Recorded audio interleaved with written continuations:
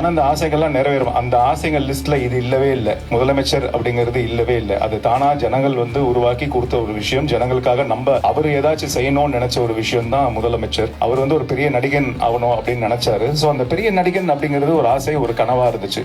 அந்த ஆசை, அந்த கனவு நிறைவேறுமா அப்படிங்கிறது அன்னைக்கு 35 வருஷம் முன்னாடி ஒரு பெரிய மார்க் தான். அது உங்க எல்லாருக்குமே தெரியும். நிறைய பேர் அவரை விமர்சனம் எல்லாம் பண்ணியிருக்கிறாங்க நடிகனா ஆரம்பிக்கும் போது. அது எல்லாத்தையும் உடைச்சி, எல்லாத்தையும் தாண்டி பியோர் டெடிகேஷன், டிட்டர்மினேஷன் அப்படின்னு தான் நான் சொல்லுவேன். அதாவது வைராக்கியம். எது நடந்தாலும் சரி நம்ம விட்டு கொடுக்க கூடாது. எது நடந்தாலும் சரி, எவ்வளவு அசிங்கப்படுத்தினாலும் சரி, எவ்வளவு நம்மளை போட்டு அமுக்கினாலும் சரி, எவ்வளவு நம்மளை பின்னாடி தள்ளினாலும் சரி, நம்ம 4 படி ஏறி 10 படி கீழே இருக்கனாலும் சரி, நம்ம மறுபடியும் 4 படி ஏறி மேலே போய் நிற்போம் அப்படிங்கிற அந்த ஒரு வைராக்கியம் தான் அவர் மனசுக்குள்ள இன்னைக்குமே இருக்கும்.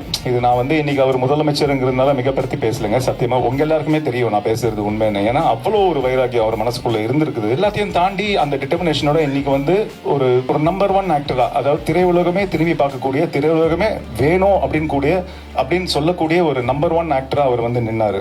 அதுக்கப்புறம்